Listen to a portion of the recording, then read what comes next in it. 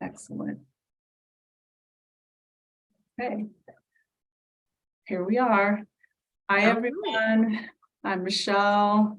Welcome back to Expat Life Mexico, Casa Elm Guest House. I'm super excited to have Aprell here. Here we are. And hi, everyone. I'm Michelle. Welcome back to Expat Life Mexico, Casa Elm. Okay. So yeah, I was getting the double audio. So welcome back to my channel. This is Wind Down Wednesdays, even though I've been drinking water. It's been pretty warm. I've just been drinking a lot of water lately. I'm just kind of detoxing overall my body. So if you're having to drink a glass of wine or something fun, have a sip for me. I'm drinking mineral water. So we'll continue with our tradition of calling it Wind Down Wednesdays. I'll probably circle back to that in a little bit. Hi, Dixie, welcome. You all introduce yourself on the chat, and one by one, I'll say hello, and you can tell us where you're tuning in from. Today, I'm really excited to continue our series this month, which is all about wellness for women, taking care of ourselves, empowerment. I'm bringing on all of these very amazing retreat hostess, and Aprell is here to talk a little bit about her winter retreat, which will happen also at Casa Elm. I'm super excited to have her. So we've been on, right? She's been a client of mine for a few years. I can't believe it. Anyway, before we jump into all of that, please, if you come here and you get value out of my channel, I would love it if you would hit the like button right away for this video. And if you haven't subscribed, please do subscribe. It is my pleasure to bring information about San Miguel, about Casa Elm, about my life here, and also introducing new people to the community, and also bringing people on that are doing amazing things in the city that I love so much. So without further chatting, I will just kind of say I'm excited to speak to Aprell tonight in regard to her upcoming winter retreat, which will be happening later on this year, going into January or early next year.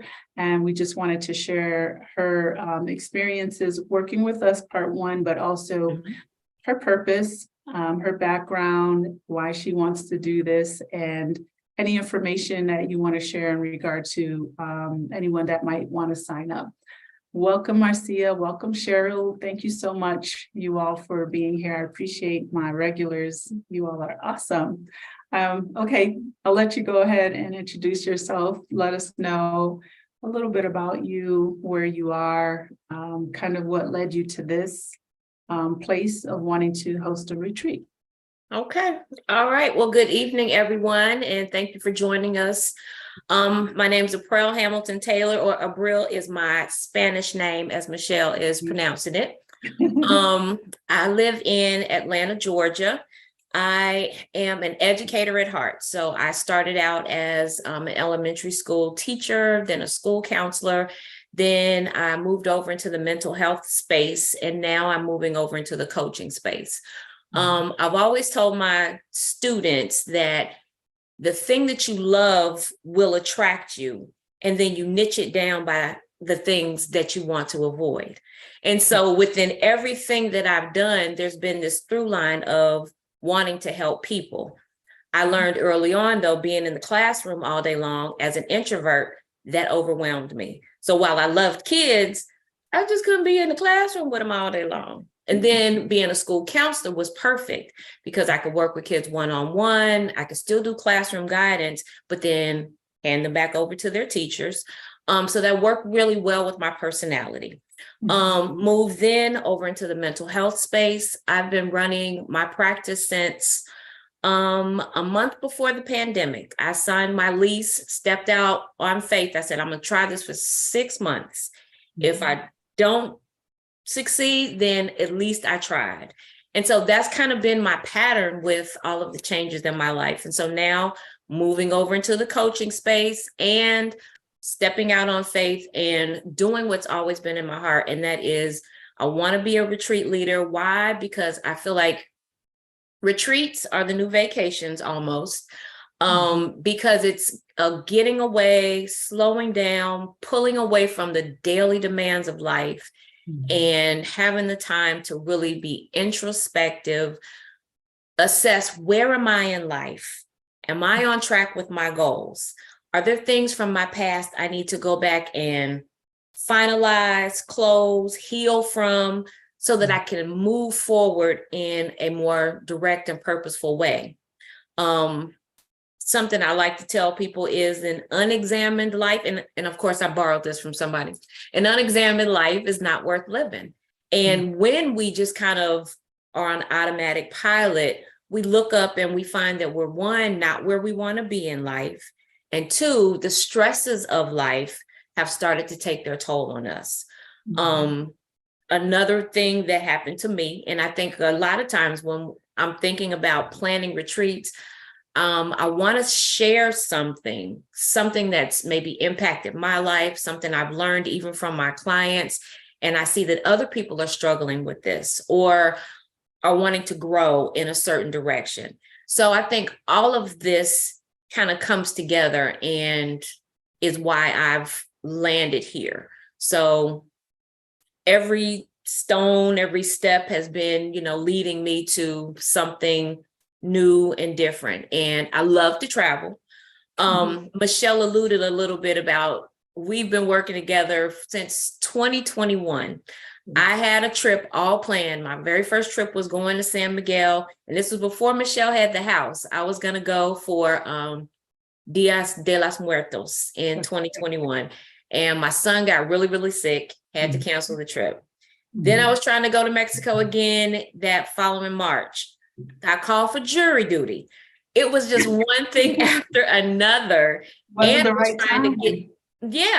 I was trying to get down there to do, to start the residency. Doors just kind of kept closing. And I just told myself, you know what? You are always right where God wants you to be. And when the time is right, everything's going to fall into place.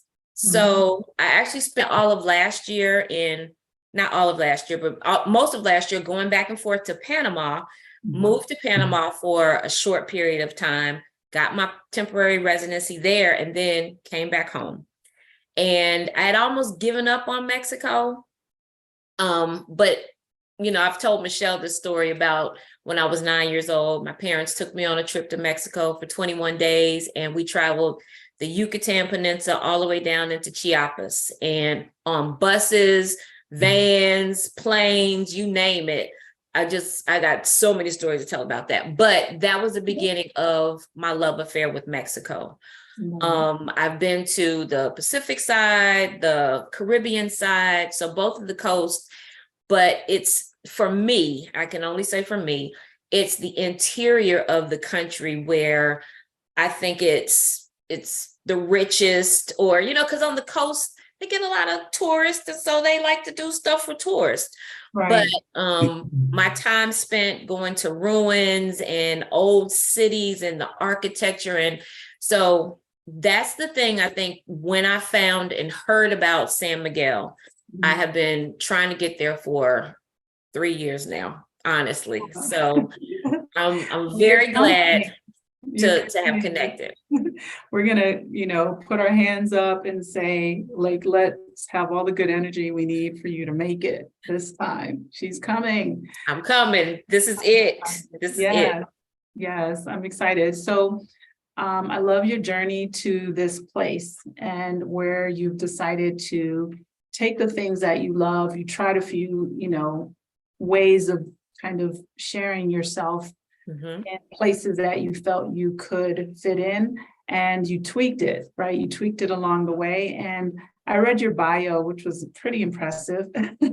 Had a lot of really good information and details, but just kind of like tell me a little bit about your concept of like what brought you to wanting to do the retreat, and also maybe even doing the retreat here in Mexico. I know you love to travel and things like that, but what kind of experience do you kind of want people to have, or women to have?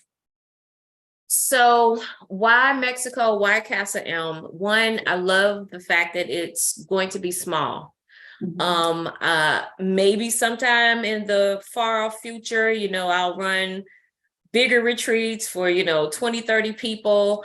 But at this point in time, especially after coming out of the pandemic and knowing myself again, I'm an introvert.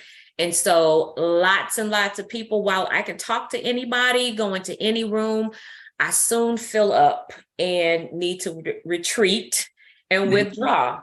And I think in a smaller environment, I'm looking to take with me 6 women at most, with me, that'll be 7. And that's a perfect number, 7. But a way to connect on a deeper level. I've been on a number of retreats myself, art retreats, silent retreats. I've been on a very large retreat the year I turned 50. I won't name whose it was, but it was very large. And while I enjoyed the energy of the venue and of all of the women being there in the room together, I still felt like I didn't connect with anyone, any group. It was very individual, and I went by myself. I didn't go with my girlfriends.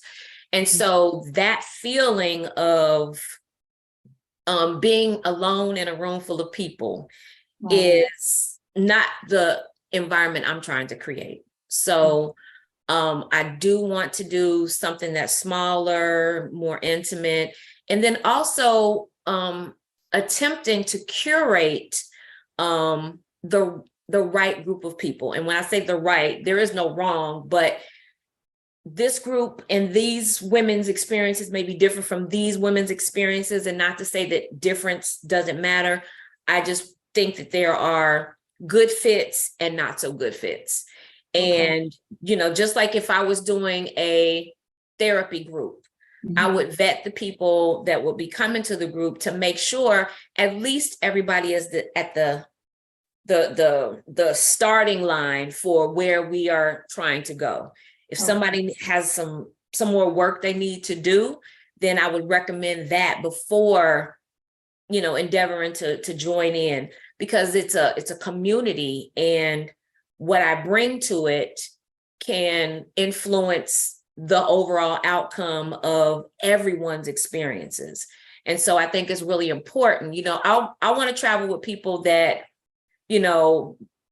enjoy travel for one thing, and are kind of on the same wavelength. In the travels that I've done, especially, over the past 3 years, I find when I engage with people from expat communities, there's a lot of people leaving the US and living outside the States. And when I interact with them, we always find that there's this through line, the kind of people that will pick up and leave their lives behind and seek something new and different. Some of us are running from something, some of us are running to something, but we all meet up outside the United States, and we all have these stories to tell. So that's kind of the way that I look at retreats. My ultimate goal is I want to do 1 per quarter. I want to do a winter retreat, and the winter retreat in January for me, these last 2 Januaries last 3 Januaries, I've been very intentional about how I start the year, where I start the year. And having started the year, January in a variety of places, this past January, it was South Africa. But being able to set my intention for the year, see it unfold. I remember one day before I went to Panama in 2022, and that might have been my mistake. Instead of going to Mexico, I just had a massage, and I was laying on the table, and she leaves me in there. She's like, just relax and, come back too. And I remember speaking out loud and saying, I'm going to Panama.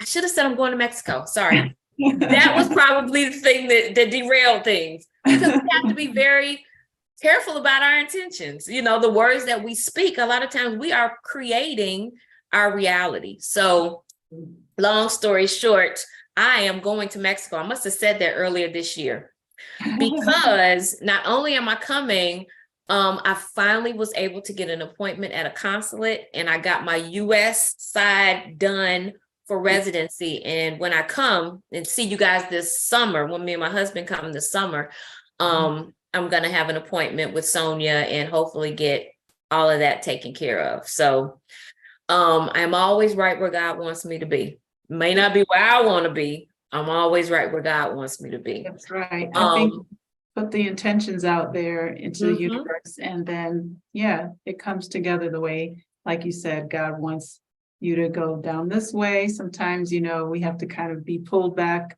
where we need to. So I think that's great. So yeah, go ahead. So that's kind of the way I approach what I'm doing. So January will be the intention session. We'll do some, let me see, I wrote some notes because I'll go all over the place. So I'm focusing on setting intentions and recognizing the sources of stress. So part of my story is my health journey. In 2018, I lost my mom to cancer. And so 2014, I lost my sister and my grandmother in the same year.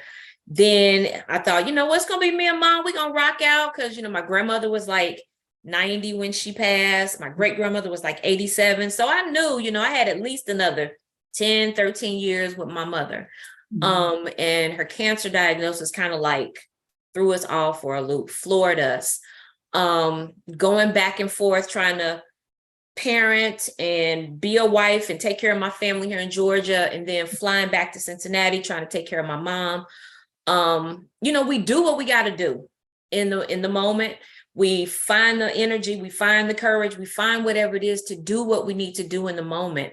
But as her demise got closer, and I don't, I'm sure there are people out there that have seen someone's demise from cancer, and it's violent.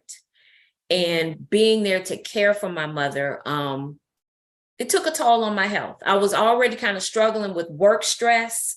That's a whole nother thing, dealing with your vision and how your vision may not always match up with the vision of your institution. That constant fight, but all of that, I was holding it in and I was swallowing it and I was pushing through. And so shortly after my mother passed, I'd already been having issues with my esophagus. And shortly after my mother passed, it escalated to the point where, not to be too graphic, but my food wouldn't go down. So I would eat and then I'd have to run to the bathroom and regurgitate everything because it wasn't going down. Long story short, in about a 6-month period of time, I went to all different kind of doctors, the naturopath, the gastroenterologist, the ear, nose, and throat doctor, even went for acupuncture, like you name it. I did everything that I, kind of knew to do, energy work, all of it. And finally, the ear, nose, and throat doctor figured out that I had something called achalasia. And it is when the nervous system, it shut down the communicating to my esophagus. And so normally, when you eat, your esophagus does like this, moves the food down. Well, mine was just a tube filling up with food. And I lost probably, and not to say I didn't need to lose the weight, but I didn't need to lose that weight. Thank you, God. That's not the way you want to lose the weight. No, not the way you want to lose it at all. By February of 2019, I could only take in Ensure and cranberry juice. Wow. So I was dropping weight like this, and I was desperate at this point. Found a doctor, great doctor. He did the surgery, this little surgery where he fixes and folds parts of my stomach over and things like that. And so that's been since 2019. But what I recognized was I had to make some changes in the way I was living my life. And so now, after losing everybody in my family, being the matriarch of my family at 47 years old, I decided I'm gonna live my life real different. So I was working part-time for the school system, building my practice. In 2021, I left the school system and went to work for myself full time. And so now that I have decided like travel is my thing, I want to connect with my people because all of my therapy and my counseling and my coaching is virtual. I want to get back out there and connect with people. And so I think this is a great way to do it in small spurts, over a 5-7 day period of time. While we're on our excursions, if they want one-on-one time, we'll have group sessions.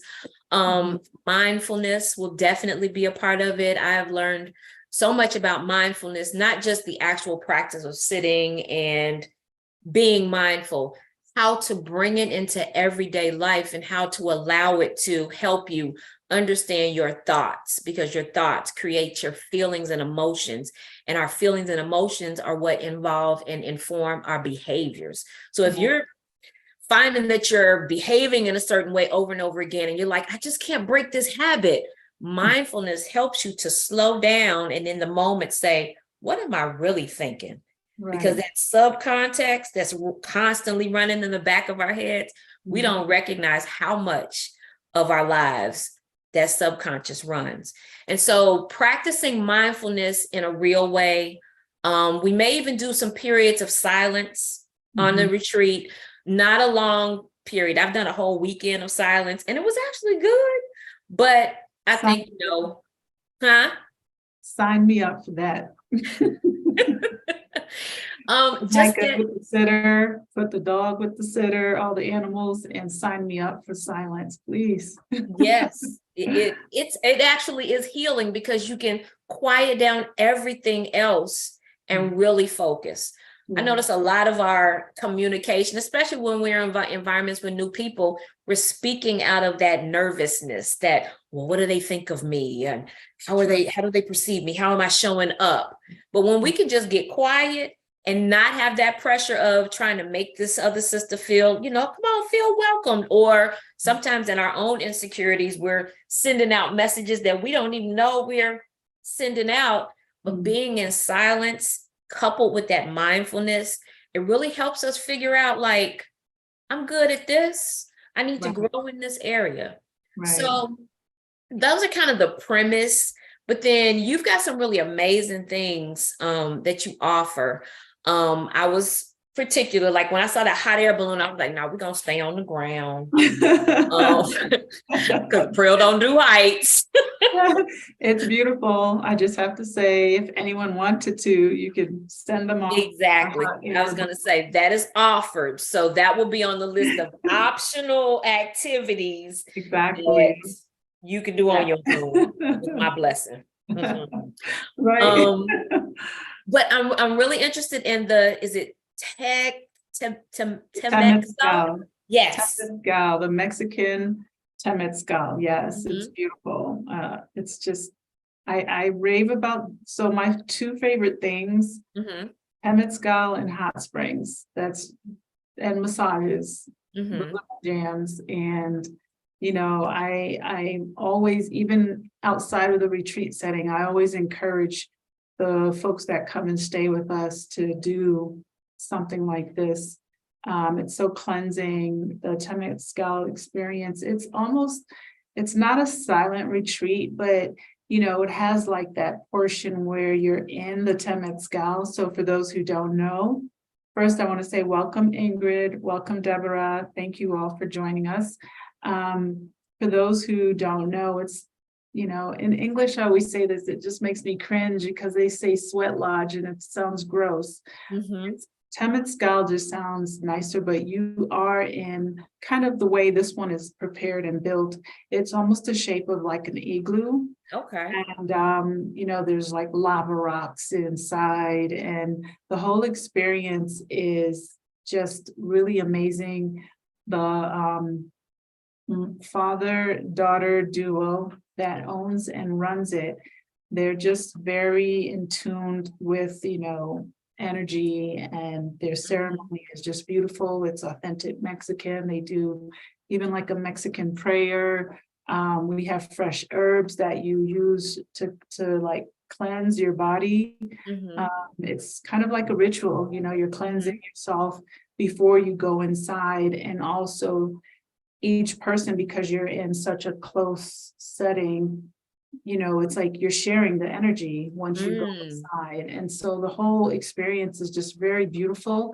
And then it ends with a massage. So I love it. I think I've done this with them maybe 5 or 6 times in the Mhm. past years, but it's really beautiful. I had not experienced that before. So I'm happy that you have that on your list.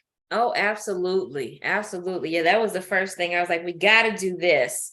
Um, and I guess we'll talk a little bit more in depth because I want to schedule the activities in a purposeful way as well. When people are first getting together and meeting, there's a certain level of comfort, but hopefully by, day 3, we'll all be ready to go in the tent together and have our intentions set that we'll be sharing that positive, good energy between one Absolutely. another. Yeah. Absolutely. I think it's a great way, in my opinion, to bring the synergies and everything together. It's really beautiful. Welcome, J Spin. I hope I got that right. And yes, Cheryl, Hot Springs. Yeah, everyone here, if you haven't done the hot springs in San Miguel or somewhere, Mhm. definitely get that on your list of things to do. Okay. But when we did our retreat in April, we Mhm. actually did the Temet spell, I think on day 1. It Okay.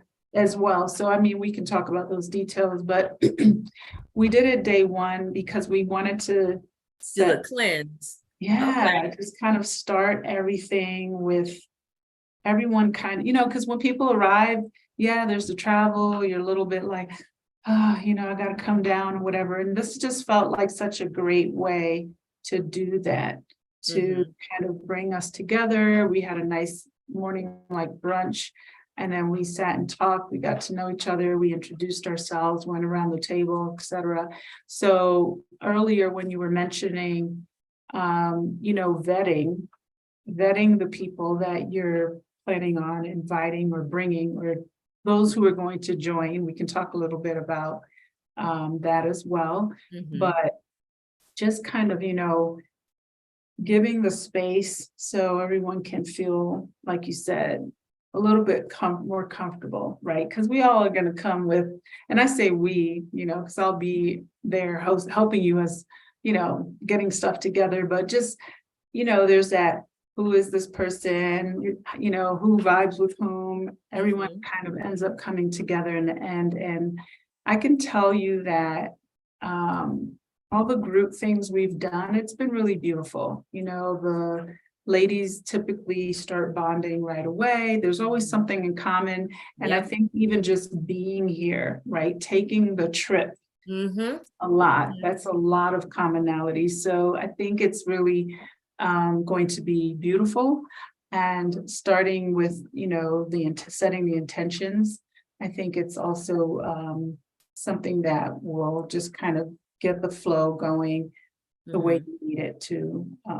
Yeah. So in regard to vetting, I'm kind of curious, like if you want to share that, I didn't get to this before, but I was going to ask you, like, I know you have like the groups of people that you work with, and Mhm. I'm guessing that it's kind of open to those, but if someone else were interested, like what could be the vetting process, or is it just kind of within the group that you already work with? I think I'm looking more so towards people that I feel like would be a good match. Mhm. So let's say I find a group of women who have similar interest. Like Mhm. I have some clients that love art. Mhm. They're interested in art. And so that's one of the things that we're going to do is do the art walk and do the historical finding out the history of San Miguel, and people who just love a beautiful aesthetic.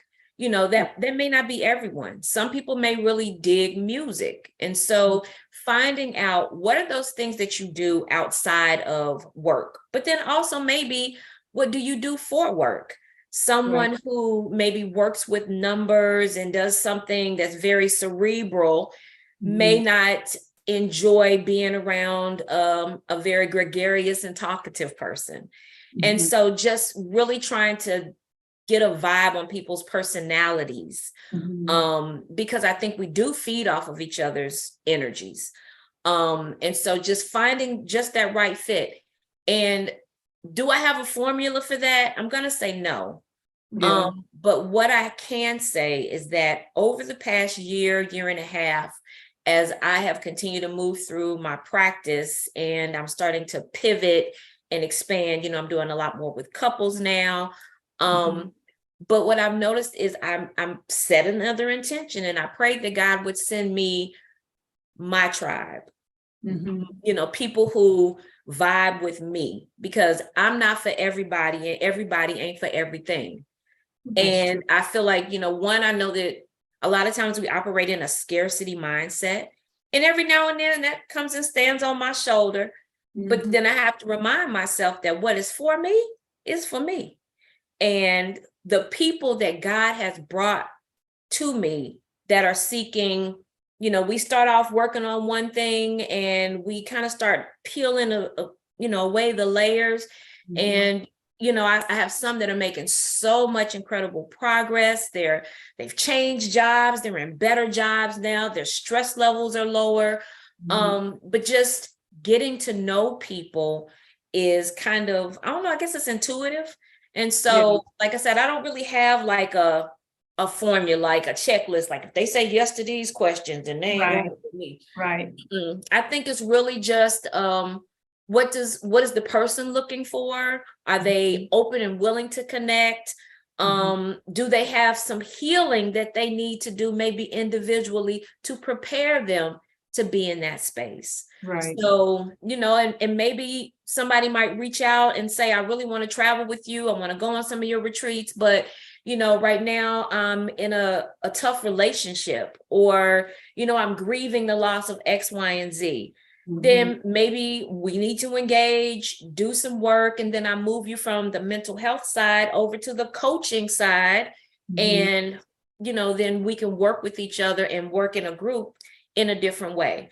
But because I'm a licensed professional therapist, I feel like it's my ethical duty to kind of balance it. Exactly. So that's kind of how I see it. That makes a lot of sense. Welcome, Jackie. Welcome, Kathy. Thank you. Kathy, I was on last week. If you all missed it, she's doing a retreat also at Casa Elm in August, I believe. August. And her focus is kind of similar in regard to like the types of workshops that will be happening, but she's also going to incorporate journaling and, kind of like resetting and taking care of ourselves. So it is really all about wellness for us. I wanted to speak a little bit about, the stress that's associated with how, for me, it's a slow killer, right? It's almost like smoking cigarettes or whatever. Okay, I'm sorry if anyone smokes. I'm not trying to single you out, but just saying it's like a slow killer, right? I do think that as women, we take a lot on. We kick into action because we are built this way, right? I think if you are kind of that matriarch of the family, you handle things, you get things done, you're the one that people come and ask questions and what should we do?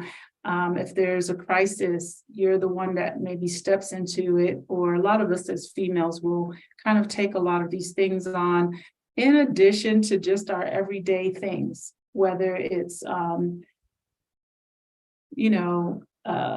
kids, family, marriages, whatever it is. It's just kind of one of those things where we go and you don't realize how tough you are until you're just burnt out and tired, Mhm. right?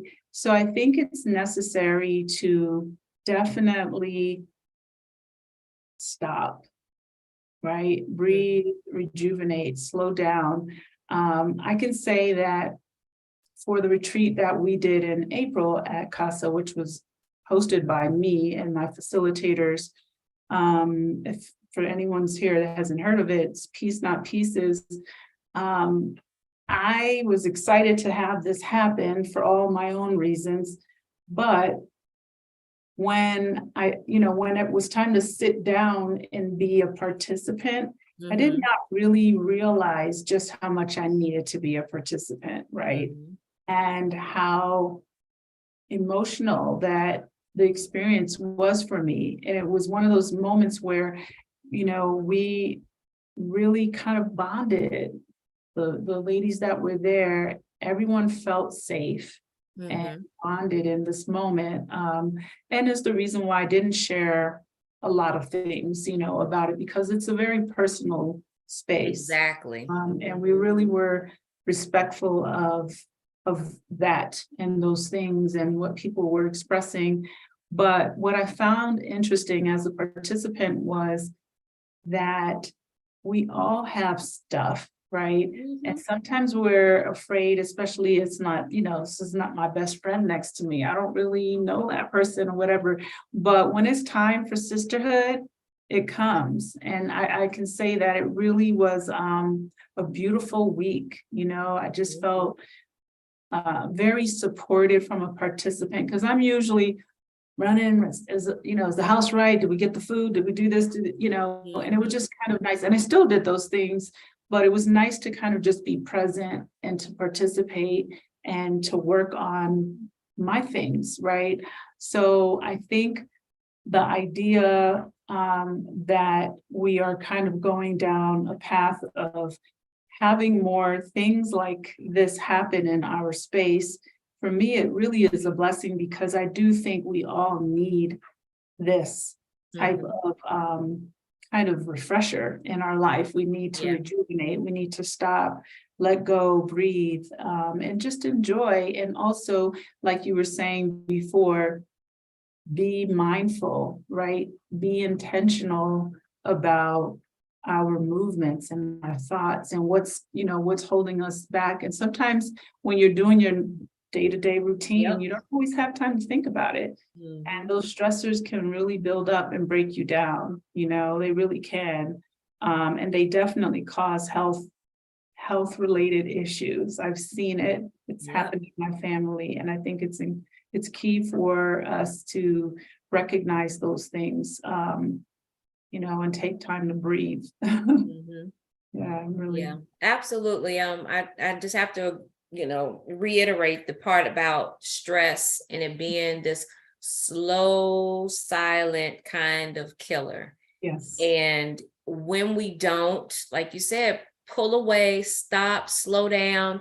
I've even recognized like people will have like vacation time, but either they're afraid to take it because when they come back, they'll have twice as much work. So it's like, why even go away? Because when I come back, it's just going to be twice as bad. So I might as well just, so they don't take it for that. Or some people have like what they call this unlimited PTO. But again, it's take it at your own peril. Oh, really fun. Um, and so, I even encourage people to say, okay, well, maybe you can't take an entire week off. Maybe that feels just a little bit too out of bounds. I said, but why not a Thursday and a Friday leading into a Saturday, Sunday?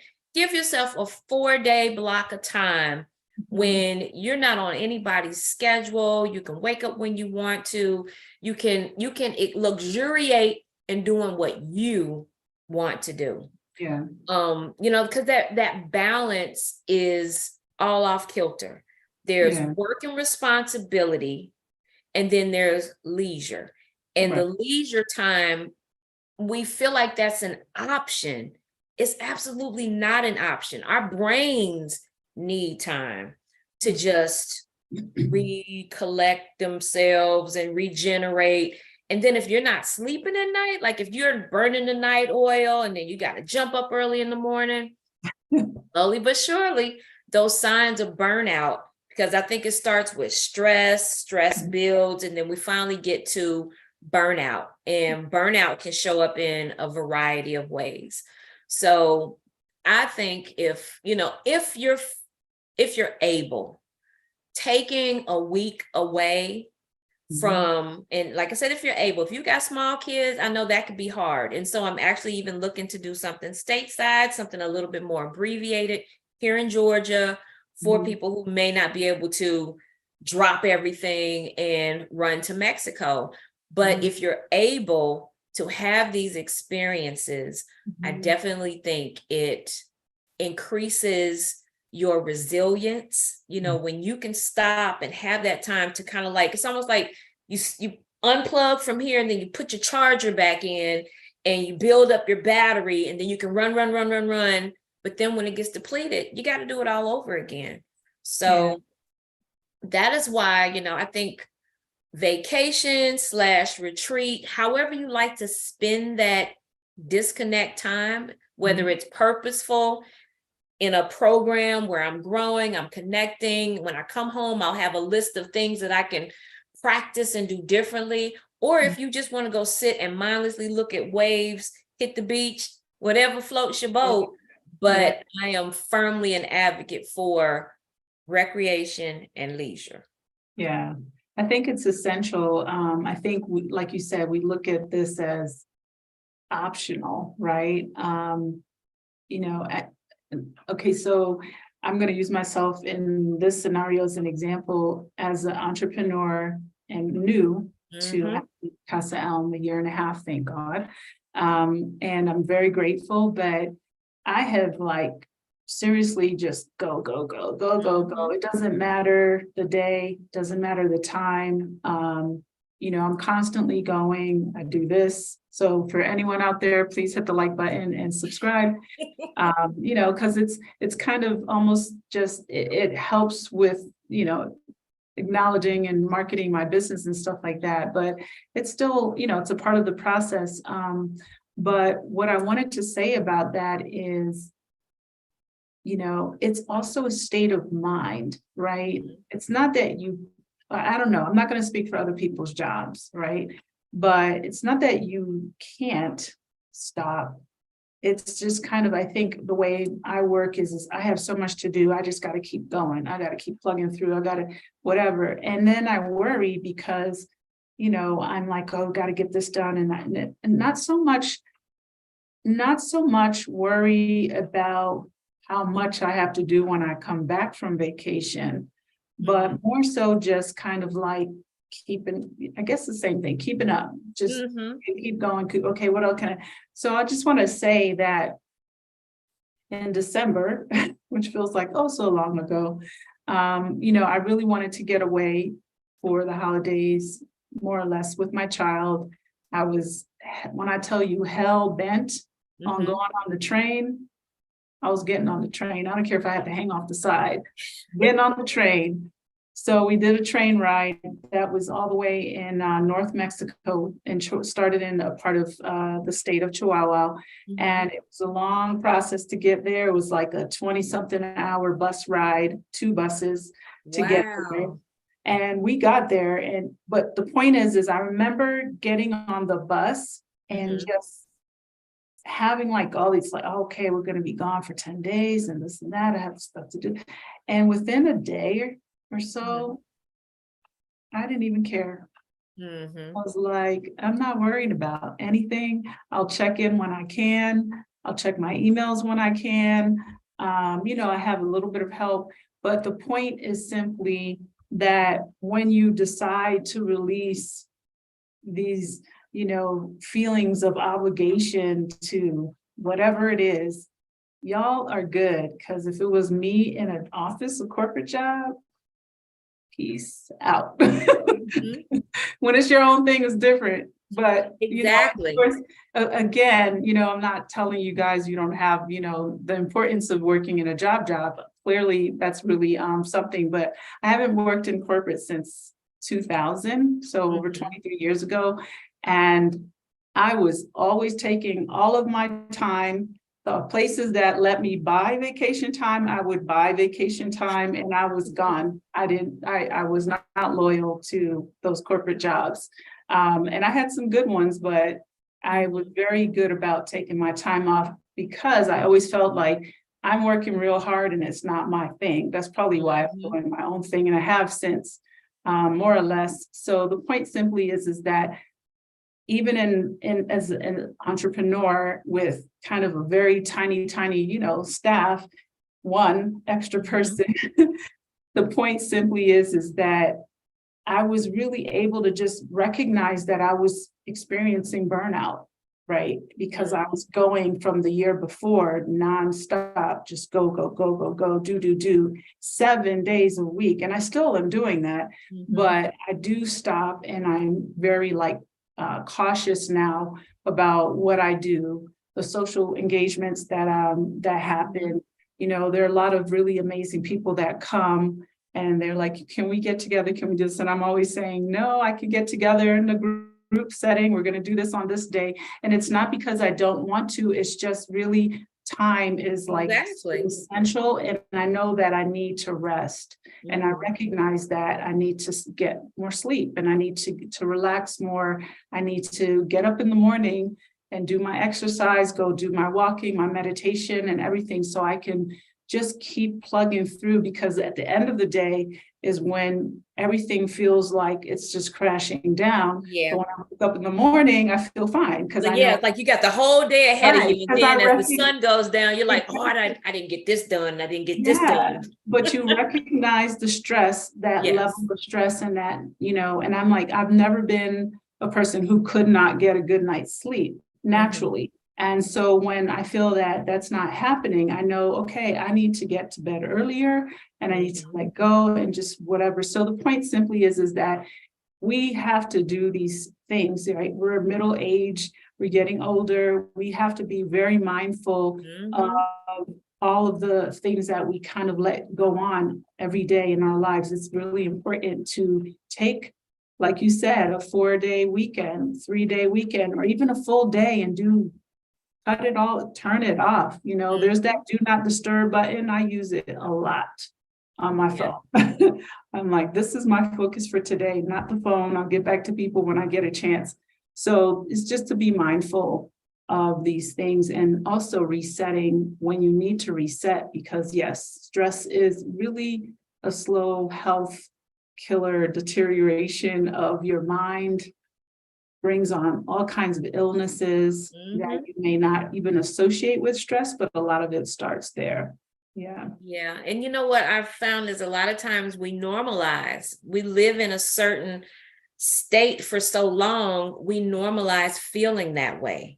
Yes. And we don't even recognize that this is a maladaptive way that we are moving through the world. So I mean, I think we all, and I say we, because I am not immune to any of this, just because the way I explain it is, as a coach, I don't have all of the answers. If I was like this perfect being that knew all and could do all, I'd be on the other side of the veil with Jesus and not here.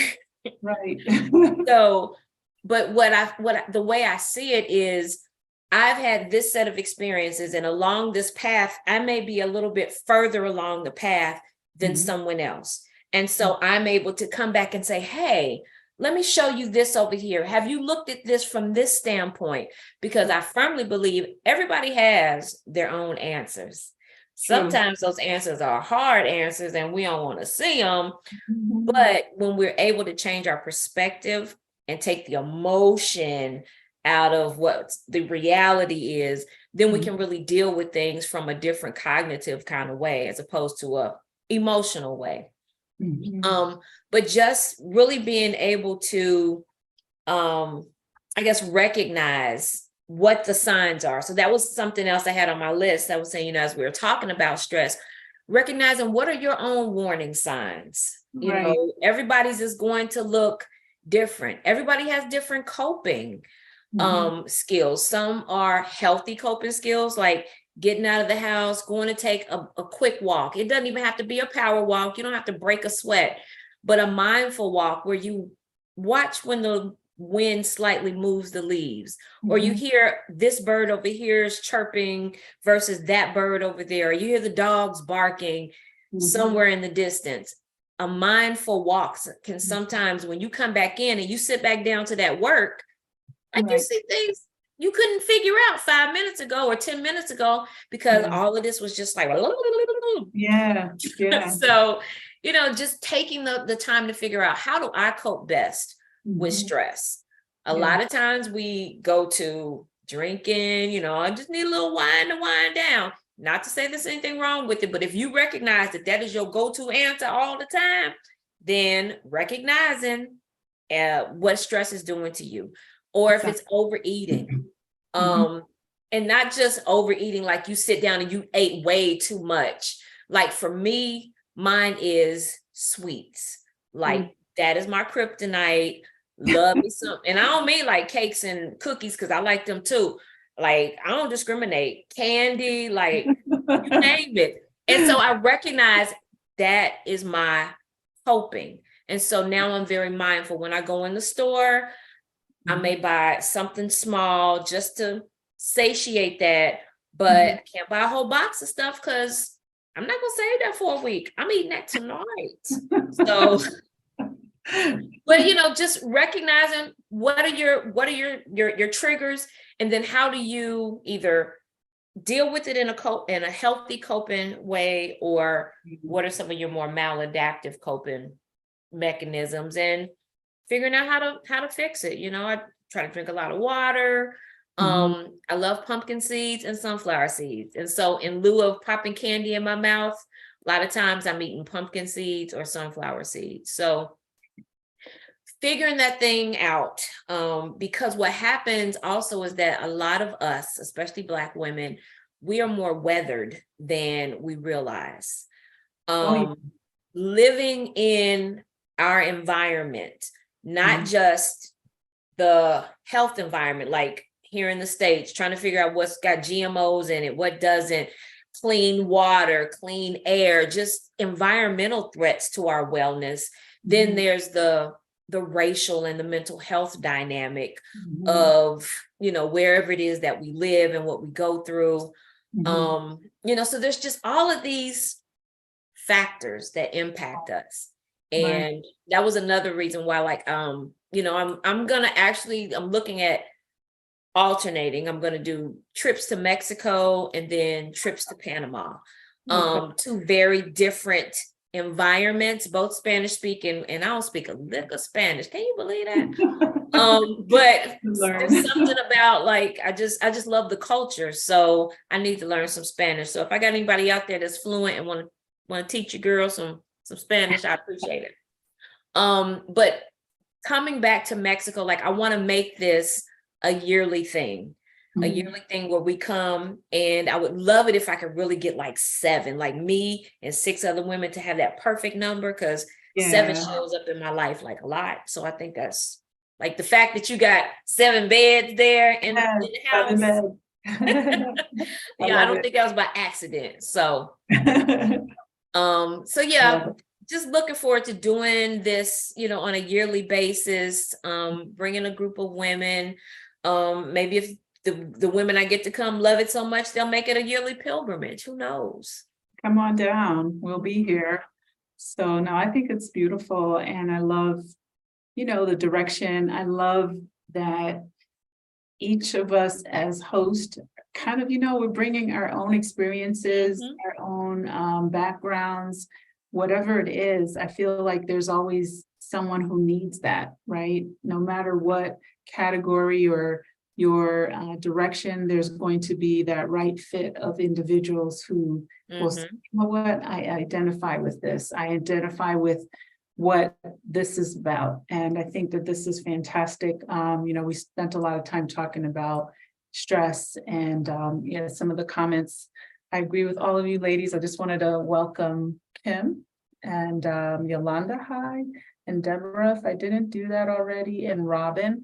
They basically are commenting on, stress kills, and, that us as caregivers, it's sometimes we do have to give ourselves the permission to, Mhm. take a break. It's a lot. I have been fortunate enough, I'm going to knock on this wood on my table, that, even though my dad has been ill, he has an amazing wife who is younger than him, and she is always front and center. So hats off always to Rosie. She's amazing and she's so devoted. But I'm just grateful that she's Yes. able to be a part of Mhm. the actual physical being there, caregiving part, because we're all spread out, and I do worry about these things. Luckily, my mom is still very fit for 81. Okay, bless her heart. Yes, my mom can outwalk me. I remember when I was little, she would be like, even now, she's just, she's always taking very good care of herself. And even though she had a lot of pressure and stress in her life, I think her coping mechanism was pretty tough, and she's learned to now just really, for a lot of years, just kick back and enjoy herself and treat herself to things. And yeah, she does whatever she wants. She's always in those streets. Mhm. On the bus. She takes the bus. She's never driven in her life. So she's out and about. Okay. And she lives in like a senior apartment building. And I think she's the most active person in the building, which is great. So anyway, that was the point. Let's see, it's intentional. Yeah, definitely have to be intentional about finding our peace within. Absolutely. And once you get to that place, it's almost kind of like you start to fight for it. Like you're not letting, like you firmly set that boundary, like, this is my time. Even with our children, sometimes we have to say, go to your room, go read, go do whatever. Mommy needs some time. And so before we got on today, I was telling Michelle that today went sideways. So I had cleared my schedule earlier this morning because I wanted to just kind of look over my notes, make sure I was prepared for today. And then I have other things, like I need to finish planning for the retreat and advertising and marketing. And when at the minute I say, oh yes, I don't have any clients today, can you come pick me up from soccer practice? I'm like, okay, I can do that. Then it turns into, can you take me to another soccer practice? And this one is 45 minutes to an hour away from the house. So my morning got completely thrown off. And what I found was I spent the rest of the day recovering from like having my lips poked out because, I'm like, I resent the fact that y'all took my day from me. And so it feels selfish, but at the same time, if I don't protect my time and protect my peace, the people around me absolutely will not. No, especially the other gender, because my son is forever, mommy, and I love him. I think I cater too much, but yeah, sometimes when I need a break, I'm just like, please, like I always say, hold your thoughts. Just hold them for a while. Please go over there. Look at me and whatever. But I feel that it's necessary sometimes because especially for me, right, in this space, I'm a single mother. I have always, like, if I could stay awake for 24 hours, 7 days a week, I would have that much to do, literally. But the point is that there's a constant, questions and interruptions. And because I always make time and space for it, there's no boundary there. But it's also understood when I say, like, look, I need a moment, I need some time or whatever. And, school is always good. Like, okay, go off to those days go by so fast. They do, because it's summertime now. And I literally was thinking, oh, we're going to be here all summer. Because initially I was going to put him in like a robotics camp. And I was saying to you earlier before we got on the live, is that it's me. I'm driving him just like if we were in school every day, picking up. So I've decided that it's better to just, be here, focus on the things I want to focus on this summer. Thankfully, my amazing mother is coming in a few weeks. Okay. She is just fantastic because she's just kind of, she's a doer. She doesn't slow down. She likes to be busy. And I know that I'll be able to take a little bit more of a break. You know, and Micah's 11, so he gets to go outside. He goes to the pool to swim with his friends and, you know, give me a little bit of quiet time. So I'm grateful for all of it. But I think it is important for us to recognize when we need to take those breaks to do it, you know, set a day up to do something. I know I was talking to some ladies, didn't happen, but I was thinking about doing something at the guest house because we had, I think it was last weekend, where it was empty. And I was like, we should have like a girl get together, a powwow, and drink some wine and do like a pajama party or something. That sounds fun. Yeah, it would be fun, but you know, again, it's in my head, it's like, okay, then after I gotta get back together and I gotta do this, and then where do I put my kids? And I was just like, never mind. It's a good intention. This sounds fantastic coming out of my mouth, but yeah, I just trying to put less on my plate right now. Exactly. Yeah. Because I So mean, I think we are so ambitious, you know, I know that about me, you know. I have a girlfriend and she says, oh, just sit and talk to her for a few minutes and she'll have at least 3 new ideas for, because I'm always like, oh, you know what you should do? yes, So I try to dial that back, even in myself. right, Because, you know, there's all these things, like you said, if 24 hours, 7 days a week, I got enough to do that I would never get bored and have a dull moment. But right. we got to prioritize and do what's important first and do what feels best for us. A lot of times we do a lot of sacrificing and we don't like to say no. Right. You thought it was a great idea, but then you was like, not for this weekend. I need to rest. You know, it'll Yes. be a perfect time somewhere Yeah. down the road. So Yeah, that's like you Yeah. said, it's a great idea. I wanted to acknowledge Sharon. Sorry, that was Jay Spin. Sharon's here, and she made a comment about finding time for self can be difficult as a caregiver. And I agree. I haven't been in a full-on care. Well, I guess so. I'm a caregiver. I have a child, right? But you know, as far as like an elderly parent or family member, you know, I know this time is coming, but I can only imagine because I've met quite a few people that live here now, you know, their parents have passed and things like that, but they had years and years of taking care of that parent, and you do it. That's what needs to get done. But you know, I can only imagine what that, you know, it's a release. It's probably like a release, but it's also grief.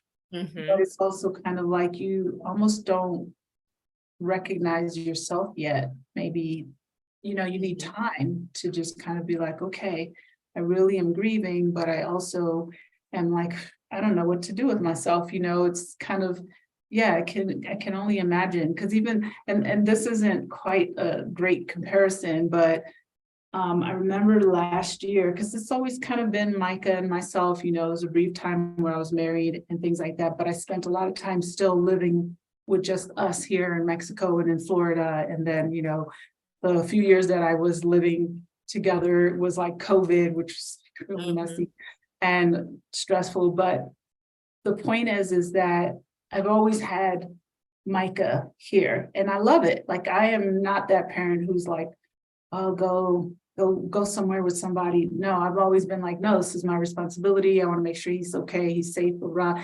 And I love doing stuff with him. Like, he's a very balanced child who can adapt to almost anything, because that's our lifestyle. So the point simply is last year, I remember his dad was asking if he could go to St. Martin for the summer, because that's that side of the family. And I was like, yeah, sure, you know, like, and you know, like time frame, like, okay, these 2 weeks, because you know, I'm thinking like, oh, I don't know, because I'm not there, and that's what I'm used to. And finally was decided he was flying solo. I had a straight panic attack that he needed. And when he got to St. Martin, it was he needed to stay longer because they were doing his citizenship and passport and whatever. So I was excited about that. And I'm telling you, like, day one, like day 1 and 2, I kind of was like, oh, I really miss, like I was, how am I, and girl, end of day 2, midday 2, I remember just being in here and I was just like, oh, this is amazing. This is amazing. I mean, I was calling him every day, but I was like, this is awesome. I was like, I can watch something, no interruptions, less laundry, less talking, just me and the dog. That's how it used to be. My dog is 17. So Mike came into the picture 6 years later. So I was just like, oh yeah. And it was just such a nice, of course, as a mom, I don't want to say like sound neglectful, but I was just like, I was so used to being the caregiver, the doer, the go and, drive you here, take you there, take you to school, take you all around the world, right? In San Miguel, let's go here, let's travel. Everything I do, it's like, let's do this together. What does he want to do? Where do you want to go? What do you want to do with mom? Let's go eat out. Blah, blah, blah. Everything is like him by my side, which I love. I know I only have a set time before he's going to want to do stuff with his friends and not with me. And I'm not worried about that. I'm just saying I cherish the time that you have.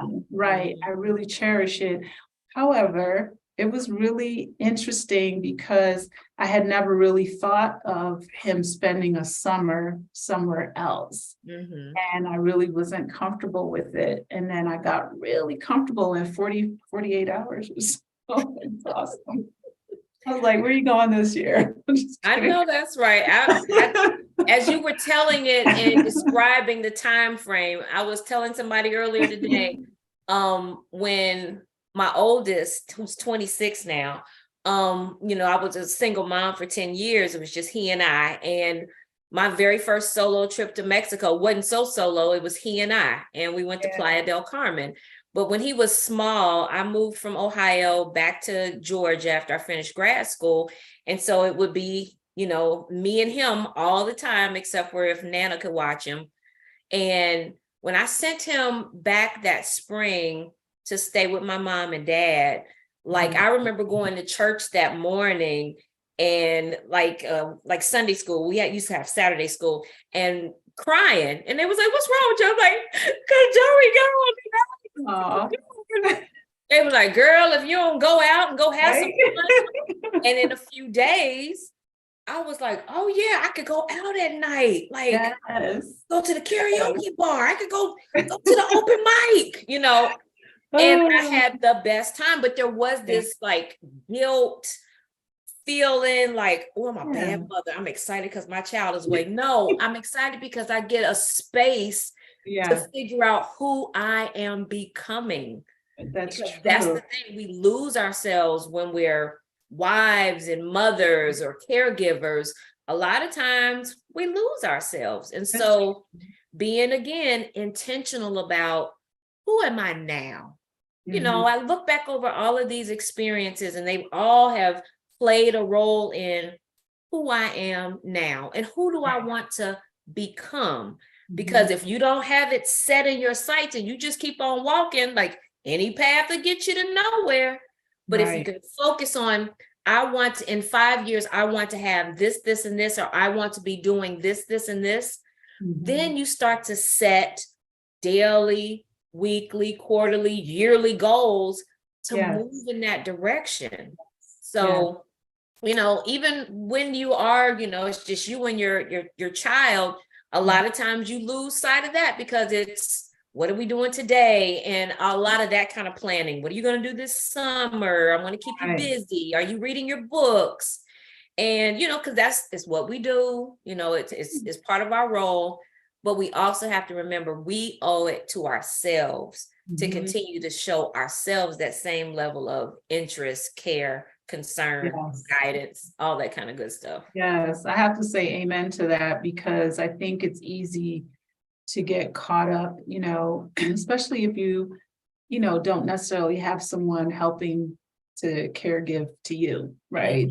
That you have to also make those intentions to just stop, right? To stop running and doing and taking those breaks as you need them, taking those breathers, having something in your daily routine that keeps you mindful, like you said.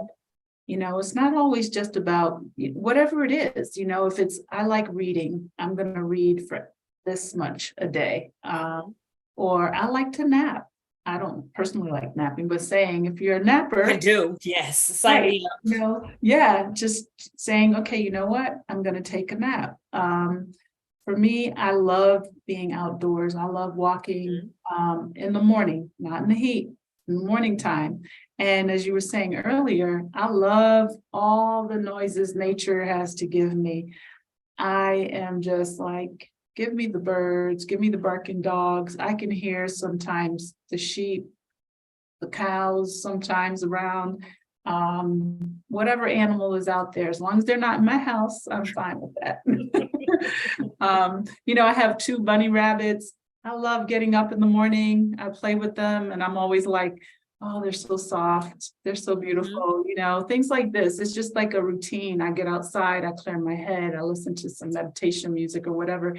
That is for me kind of how I like to try and start most of my days. And if I'm tired, I give myself the grace and I rest, go to sleep early, shut it down, because there's always going to be a message. There's always going to be an email. There's always going to be something to fix, address, or do. If it's emergency, clearly I'm going to respond to that. But typically I'm like, okay, I'm shutting it down tonight, right? And trying not to, the phone can be such an addiction. So, Yes. taking certain things off of my phone, like social media stuff, I'm just kind of like, I get on my computer, set time of the day because I have to, for a lot of different reasons. And then I have to, set the routine and things like that. But I think adding self to the routine is really important, really, really important. So, yeah. Absolutely. So, and if you guys don't take anything else from that, it's preservation of self is the first law in nature. So taking care of you, that old story or analogy, put your mask on before you put on anybody else's. I want you to practice that in your everyday life. Am I okay? Checking in on me, because I can't be the best mom or sister or friend or daughter or coworker if I'm not okay. Yeah. And okay looks different on different days. Some days you just showing up. And if that's the best you got to give, always bring your best. That's it. So, but there was something else I wanted to say about group travel. I think that setting it up and traveling like this, especially to new places, is a real bonus.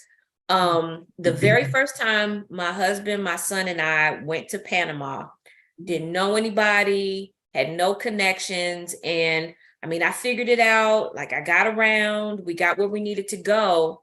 But then when I went back to 2 times after that, like the spring, then following spring, I had a girlfriend that had moved there, her and her family. And so when I brought my husband that time, it was a completely different experience. So traveling and having like Michelle and Casa Elm as your soft landing place. They're picking us up from the airport, providing transportation. Like if I had to do all of that and all of those moving pieces, like research what's there to do in the area, how do I contact this person? Like I just feel like it'd be more work than necessary. But the fact that, Michelle had this vision and it's been in motion, I'm sure she's still adding this, tweaking that, because that's just the nature of it. But that's something that really enticed me.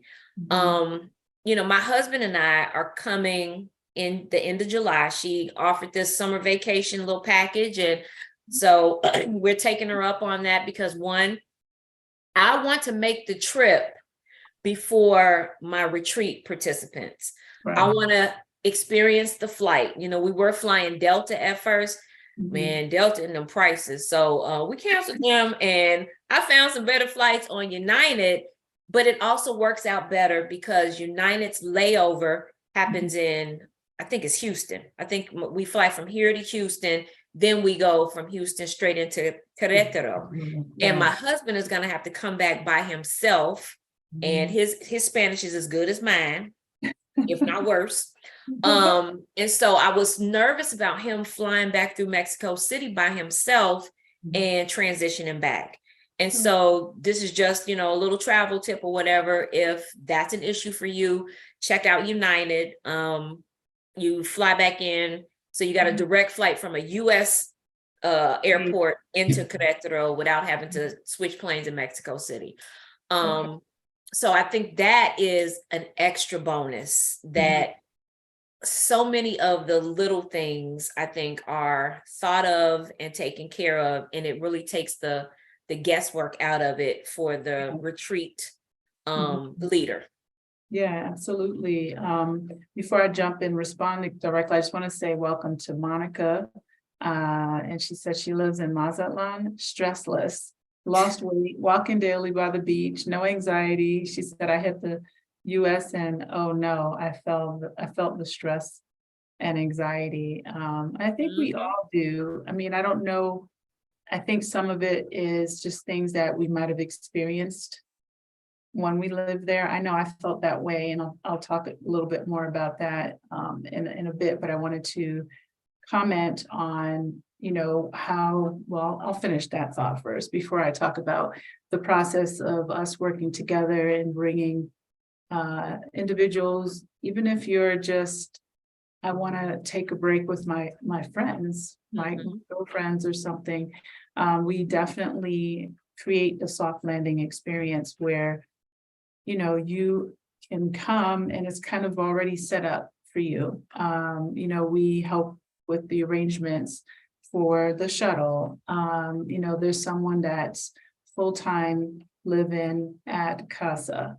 You'll love her. She's starting on Saturday. I got her through, or she found my post through Exodus Summit. And I had a lot of really amazing women who applied for this position, or this opportunity, I should say, at Casa Elm. And, I'm very grateful, because I was thinking about this today, and I said, I'm very grateful that I'm able to offer this to various people, because just the way things are kind of set up with visas and stuff like that. And it's not a job. I just want to say that it's an opportunity where, it's like you come and you kind of help us facilitate the things that happen there. But, I've had some really amazing experiences with previous women, and I'm still working with some of them. And just, this movement of people who are leaving whatever behind so that they can experience something different, right? So in saying that is that we try to make it really easy for those who are interested in coming to Mexico, who want to host something at Casa Elm, who want to, kind of see what San Miguel is like, that we're here to create the experience as best as we can. We're still learning a lot as well. So I always ask people, like, here's what we are and here's what we're not, right? Mostly what we are is the soft landing, right? What do you do? How do you do it? You don't have to do every single thing by yourself, right? It's kind of one of those things where, we already know. So we're happy to say, okay, here's what you do. Here's how you do it. Here's a connection to this. Here's a connection to that. Here's the resource for, this person. You want to, like you mentioned, hot air balloon ride, right? You want to do that? Here's how you do it, right? We'll set it, help you get it set up.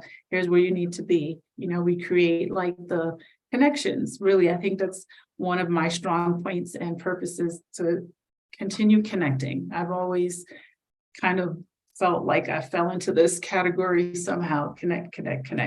So that's the whole point with why we are, Casa Elm, which is Expat Life Mexico, because we really are trying to give people who are interested an opportunity to be present when they get here, not figure it out and it takes a week.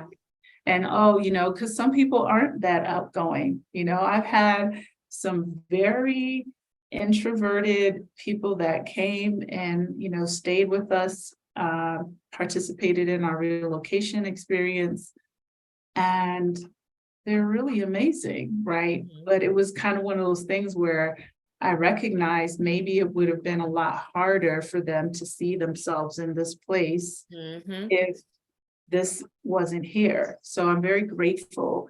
I'm always humbled because I have a lot of people, oh, thank you so much for creating it. I'm like, no, really, I'm humbled by the fact that people want to come. So I just, I like to say that often. And I like to say it to Mother Universe so she recognizes that I appreciate it. So I wanted to go back to the stresses. So last year, when my son was in St. Martin, and I happily accepted this, and I had to go and get him. So on my way, I flew through Miami, which was fine, and I remember some of the things that kind of hit me, but, because I'm here, I'm in Mexico. So, I kind of was like, gosh, the United States is so diverse compared to being here, right? I saw a little bit of everybody, right, from around the world. And here it's like, we see kind of three races in general. And so that kind of was one of the things that just kind of hit me. But I didn't stay very long. I was just at the airport for the layover to fly to St. Martin. When I get to St. Martin, and it was just us mostly. And it was beautiful. And I was just like, look at all these beautiful Black people, island vibes and hot and, beautiful tans and everything. And then on my way back, I needed to stay one night in Florida. And just because of the way the flights were. And I remember just feeling like I just didn't feel good there. I don't know what it was. It was, I think, just a lot of the experiences that I had. And it wasn't so much the United States, it was South Florida. And I remember being like extremely bothered. And I realized that I had not maybe dealt with some of those things, like, just kind of like, I really don't want to be here. Not even this one night, I was in the hotel, it was decent. I was able to watch regular TV. I don't have TV here. I watch TV in Mexico. I watch Netflix sometimes, but I don't even watch my TV. I'm kind of gesturing because it's right here.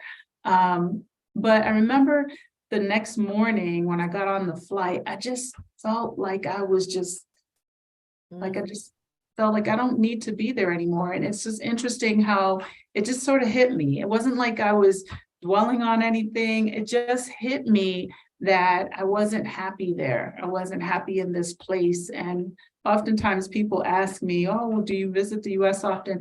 And I don't, I always tell them, don't take this as I am anti the US or I'm appreciative that I grew up there. I'm appreciative that my parents left Jamaica, went to Canada, ended up in Connecticut, and I grew up there and I had these opportunities growing up as a child, et cetera, that they did not have. I think it's just, this is the life that I have created, and I'm very happy here with this existence. So for me, it's kind of sometimes feels a little bit traumatic to be in a place where I didn't recognize that I wasn't as happy. And now that I'm here, it's like I always want to just get back to this bump and grind. So, I just think that we don't always recognize that, or those feelings and those stressors and those emotions, until we kind of get away from it, even if it's getting away on vacation or a mental getaway, and then you get back to it and you're just like, oh, this is what that felt like. Because I don't think about it, because I haven't lived there for a long time. And I don't dwell on it, because I also say peace is where you are. If that's where you're happy, that's fine. I'm not here to knock where people are happy. If that's your happy place, that's fine. I recognize that. But stress is also, something that we have to kind of always be mindful of. Yeah.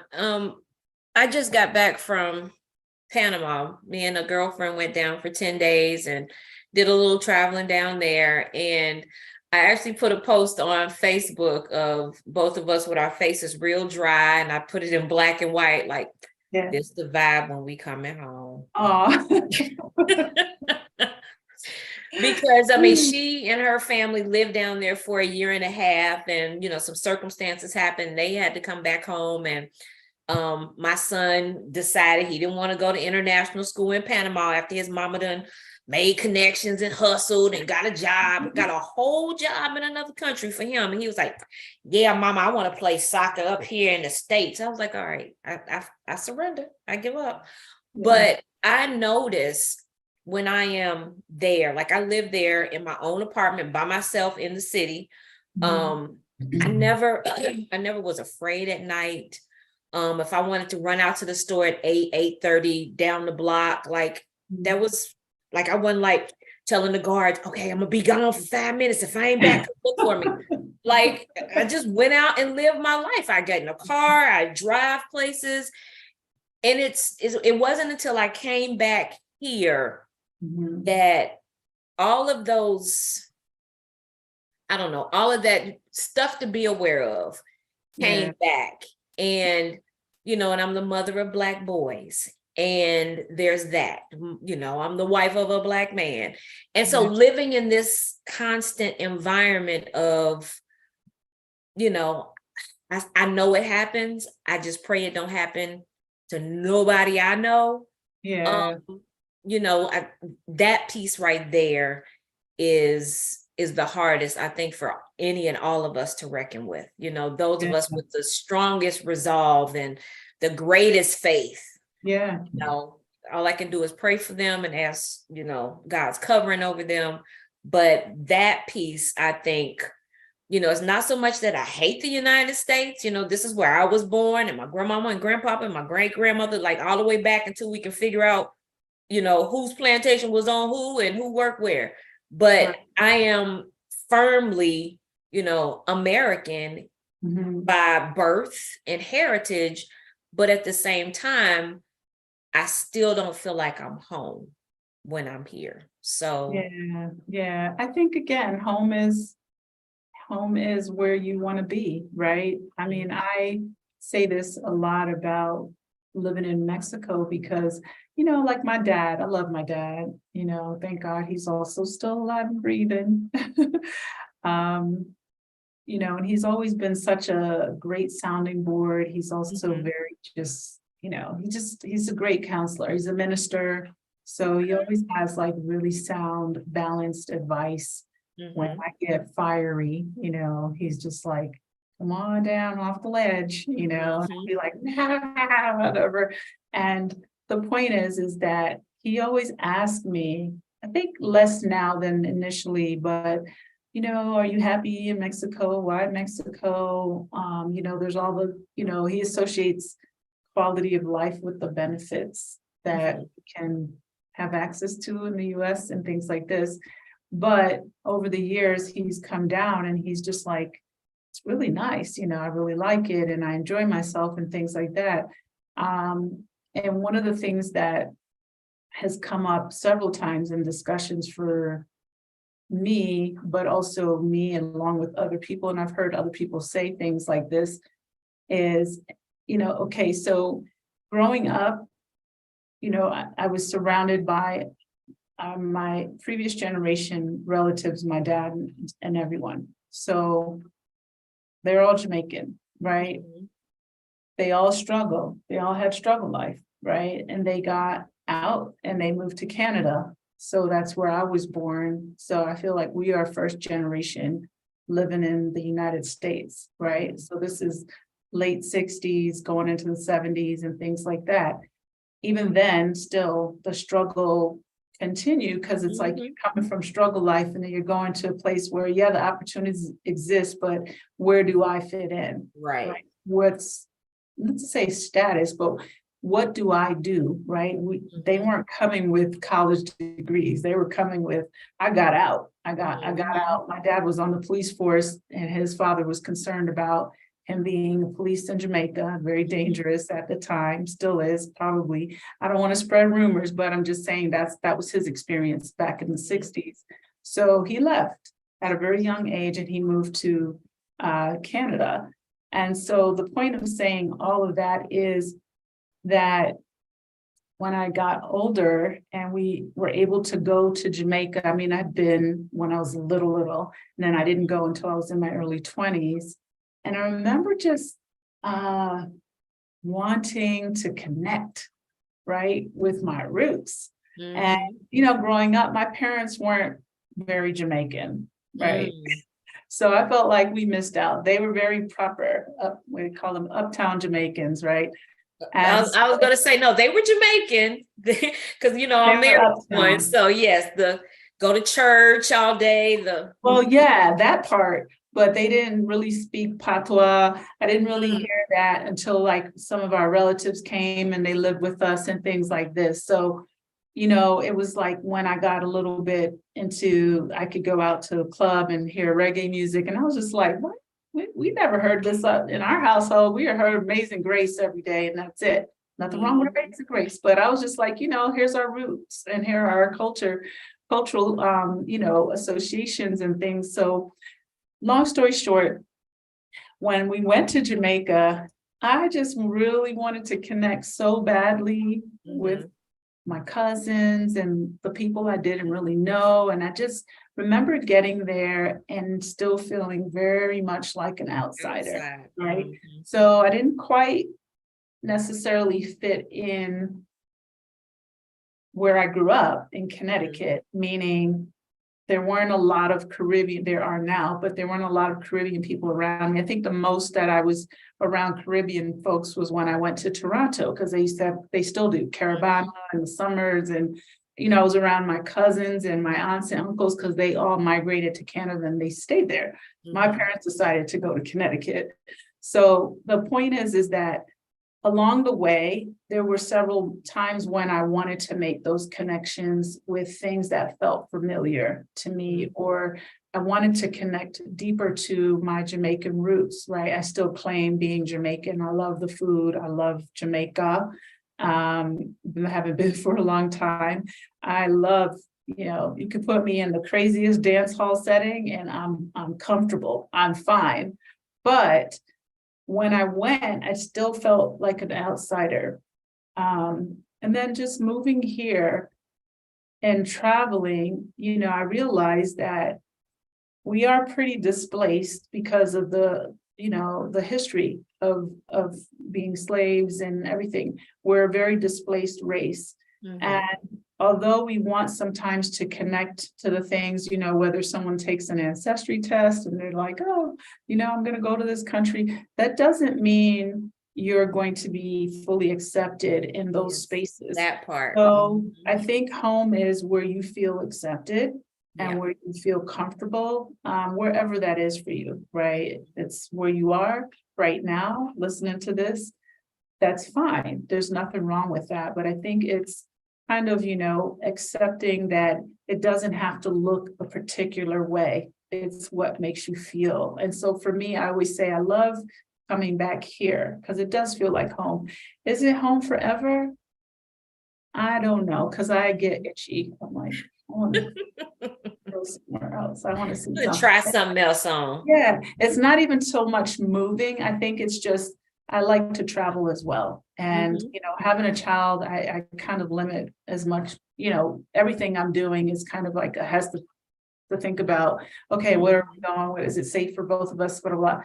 So, but the point is that I do really love coming back here. I say that often when Mexicans ask me, why did you move to Mexico? Because, they can't always understand this. They always ask, because I think their perception of living in the States is, and it's, again, I'm not knocking it. So, but they don't understand all the time. And I remember having, some really deep conversations. And I'm just like, one of the first things I think I said in the answer was, I feel accepted.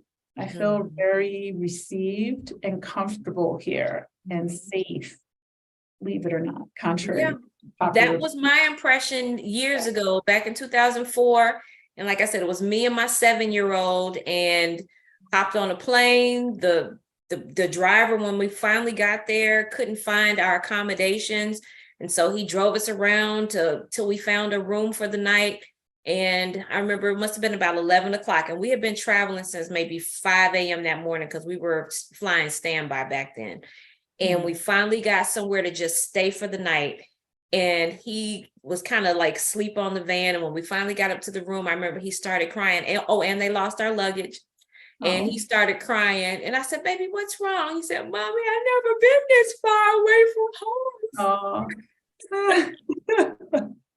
Like, But we felt like I never felt vulnerable or in danger. And everyone that I would meet would always be helpful and kind. Even years ago, back when I was a 9-year-old. And like I said, when my parents traveled with me, we weren't hitting the hot spots. I mean, we hit those before we left, like Cancun, Isla Mujeres, Cozumel. We over in Chichen Itza, Uxmal, San Cristobal, Tuxtla. I mean, it was off the beaten path, places where I honestly think they had never seen a Black child before. Because the ladies would come up and like rub and pinch my cheeks, because I was pudgy when I was little too. So they rub my cheeks and rub my hair. And I was like, Mama. And she said, they probably have never seen a little Black girl before. She said, they don't mean nothing by it. But like I said, it was always in a loving and a welcoming way. Like I never felt like ridiculed or like people pointing. It was, people were just nice. So. And I think it's still that way. I know, believe it or not, in just the 5 years that I've been here, when we first came, we got a lot of that kind of attention, especially Micah, the hair. The hair thing is really interesting, because they're just like, they call it chino. To me, it's like Chinese, but I'm like, chino, what's chino? But they're very interested in the texture, because, our skin tone is kind of the same. But I think it's the hair. They're always interested in the hair. And it doesn't feel at all to me ridiculed. I don't necessarily like the instant touching part, because it happens to me sometimes when I have braids. And they're just so like excited. Curious. Oh my God, friends like me gusta. I'm like, okay. It's like, and I don't get upset. I really don't. And I try not to make faces.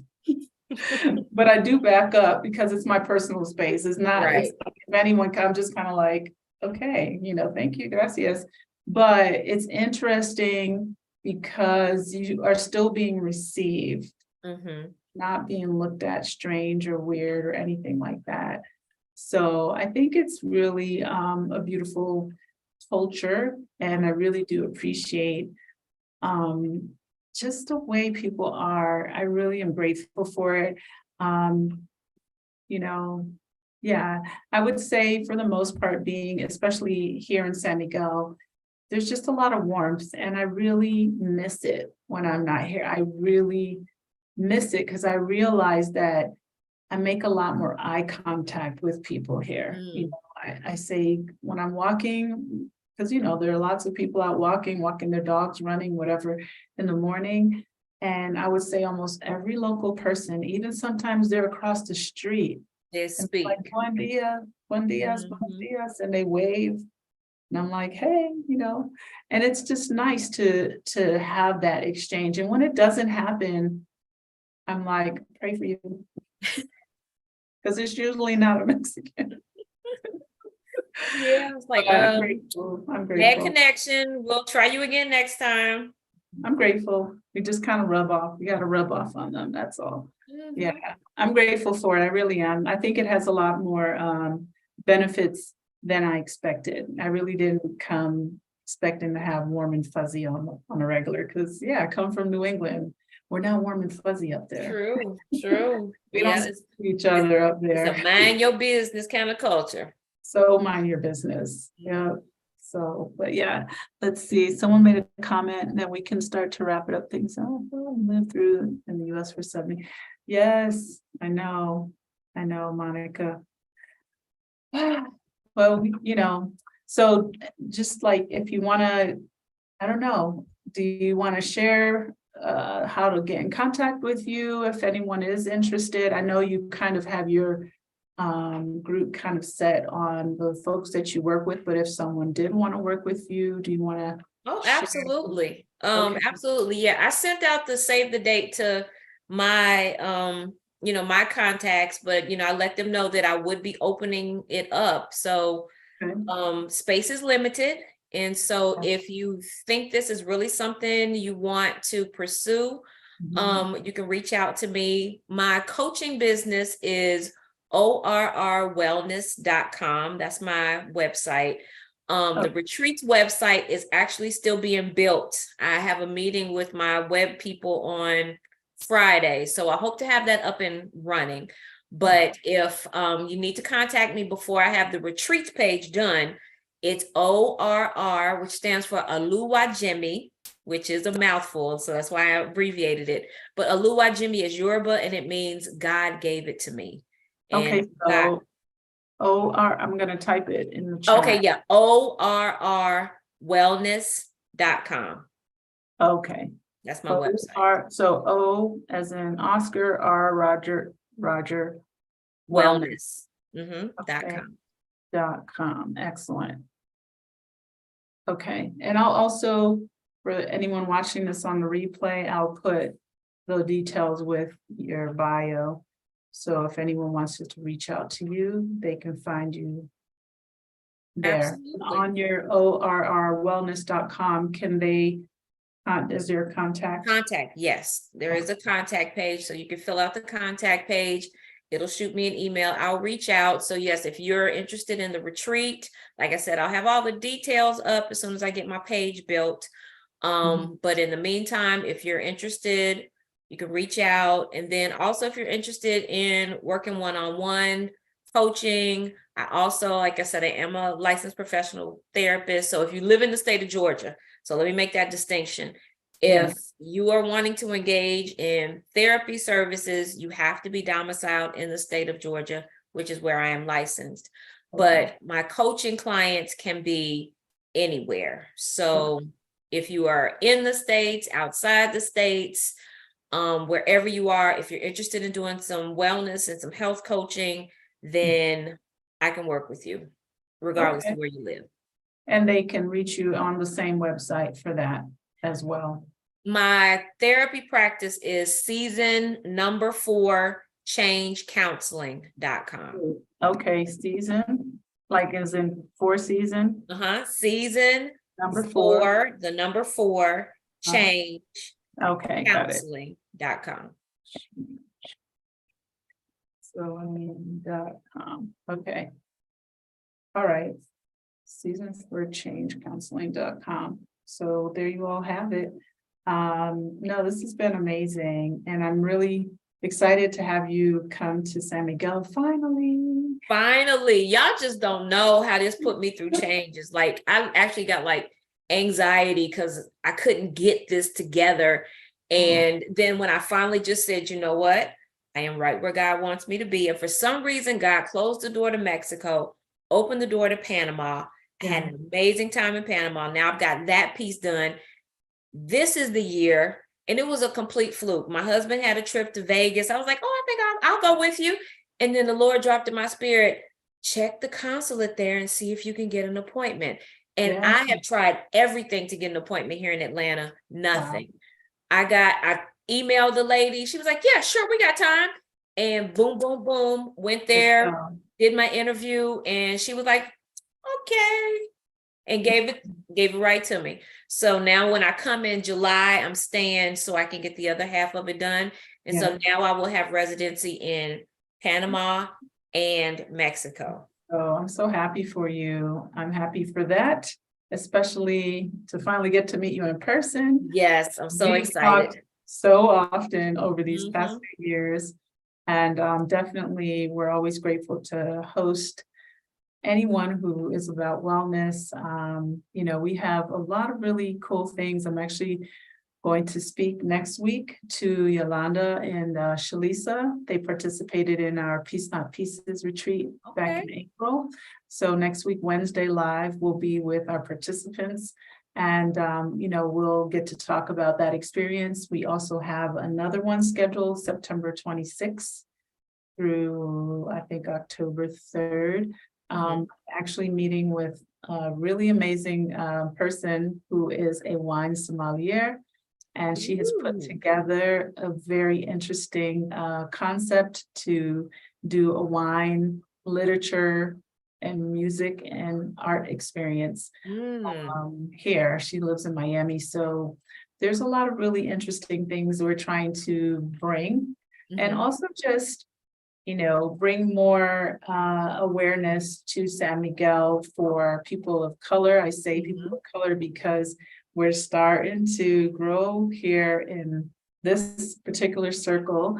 And it's just a beautiful city with so much culture and so much Mexican traditions, but also music, art, food, things to do. And I think that it surprises people. And I also think that when we get here, it's just like you said earlier, we start shedding so many layers and we start becoming more aware of being more human to each other, right?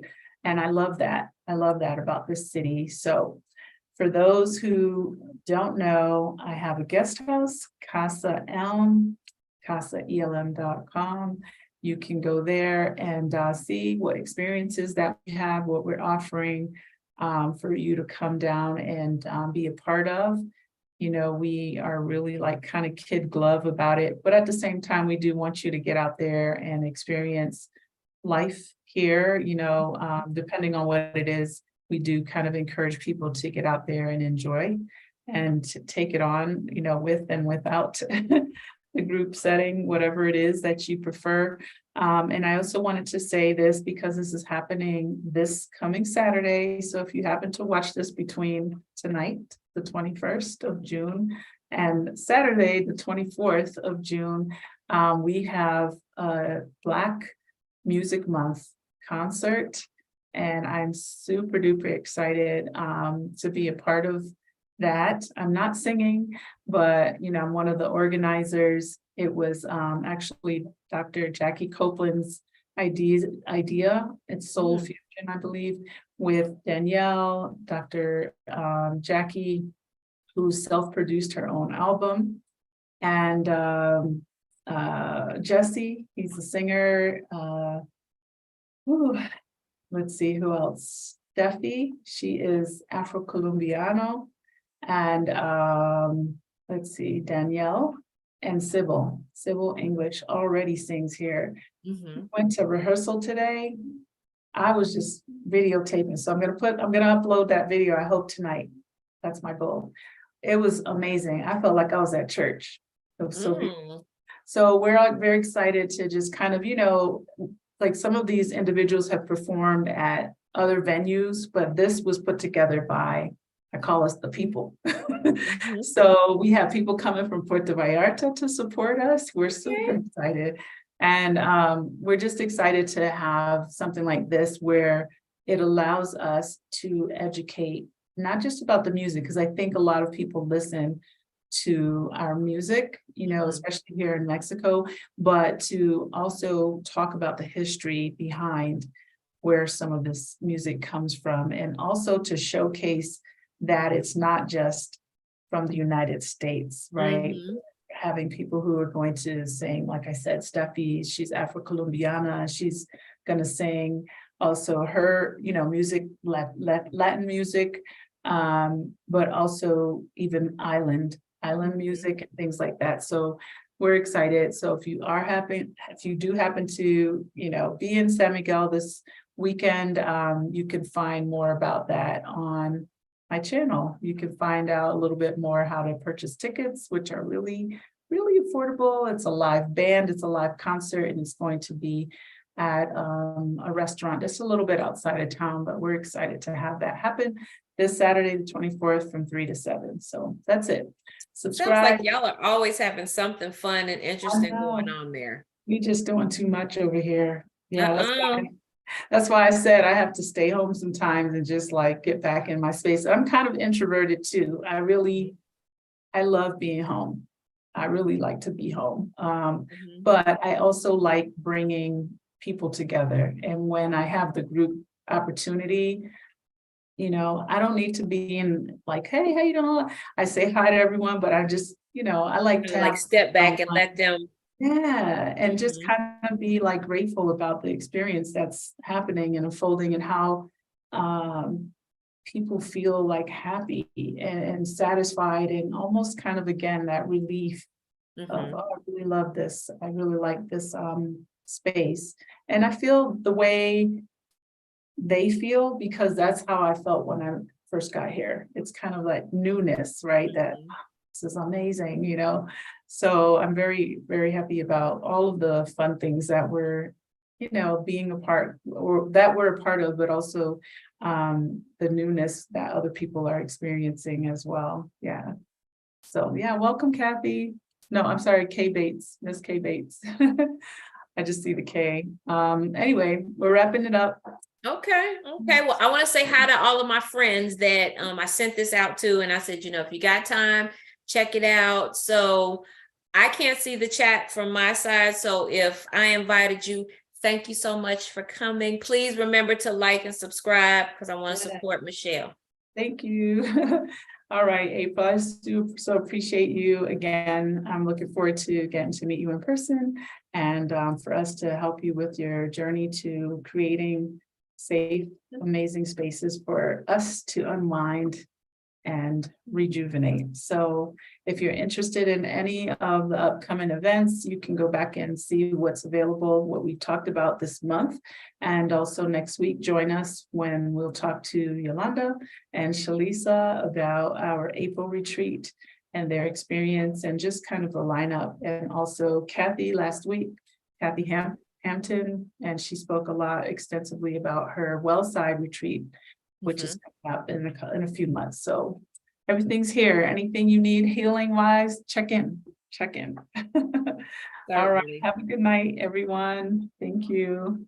All right. Take care, Michelle. All right. Take care. All right.